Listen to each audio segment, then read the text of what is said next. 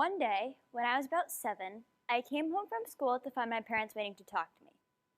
Now, as I'm sure all of you know, when both your parents are waiting to talk to you, it's rarely a good sign. In this case, however, it changed my life for the better. That day, they wanted to talk to me and my siblings about their possible decision to become foster parents. Now, my rather optimistic 7-year-old self's first response was, okay. Then a moment later, I realized I had no idea what a foster family even was.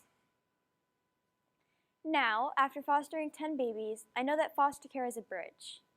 It's a bridge from a rocky, thorny desert to green, thriving pastures and orchards on the other side. And the foster family gets to be the one to carry the child across that bridge. Before I continue, I just want to let you all know that none of these names are real. These are real babies and real stories, so in order to protect their privacy, I have had to change all their names.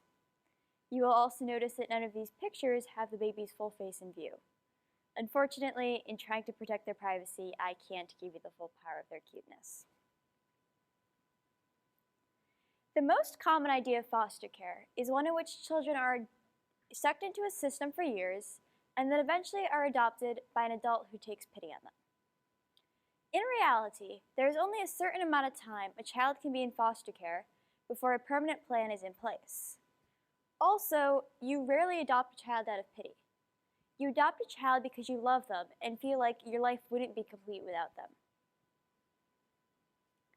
One of our foster children, Jane, was the 6th child from a mom who could not care for her kids.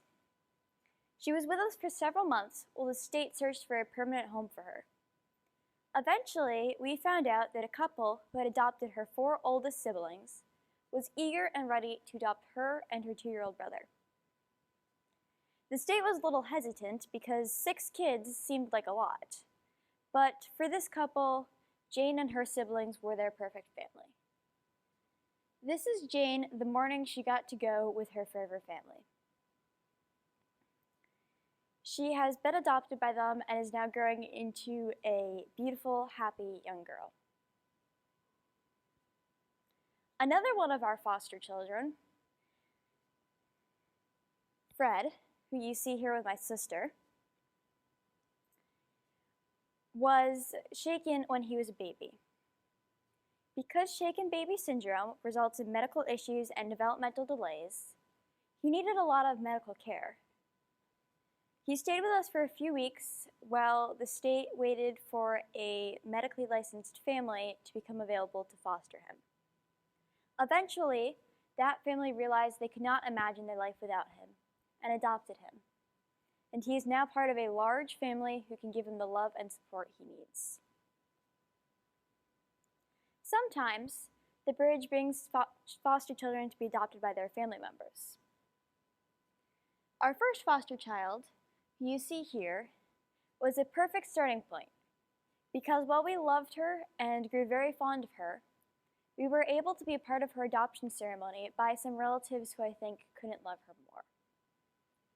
We are still in contact with her and have celebrated birthday parties with her and seen her head off to kindergarten.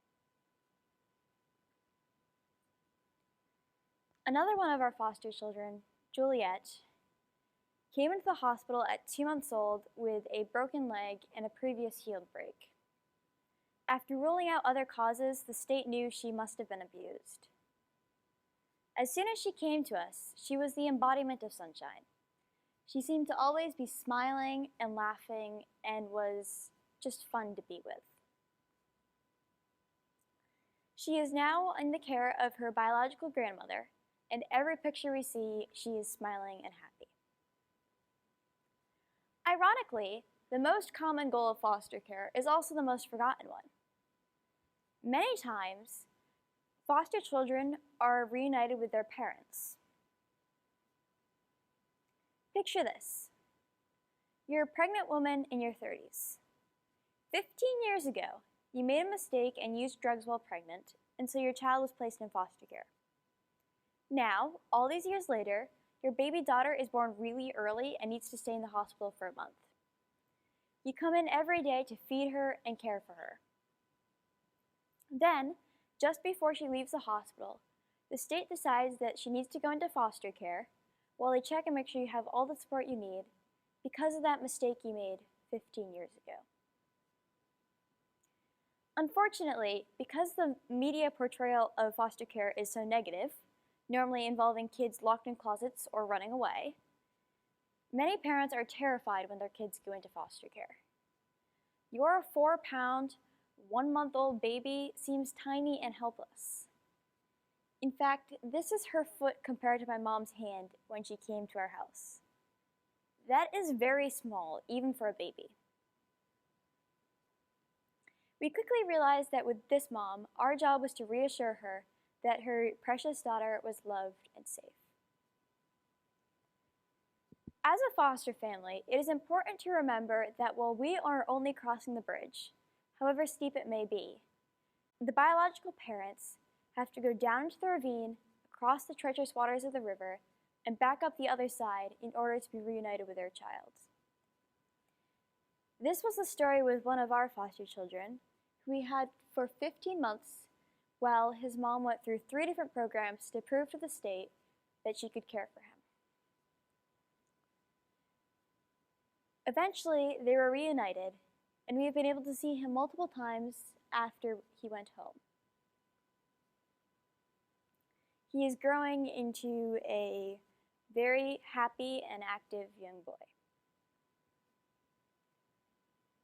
These are just a few of the stories that I've been able to be a part of. Foster care really has changed my life. Through foster care, I have learned to look beyond my own community. I see all the children who need loving, caring people to carry them across that bridge. Yes, there are challenges in foster care, but cuddling and talking to a baby is totally worth it. You might be able to begin to imagine the joy it can bring to your own life. And if you just seriously consider becoming a foster family, you can change the life of even one child.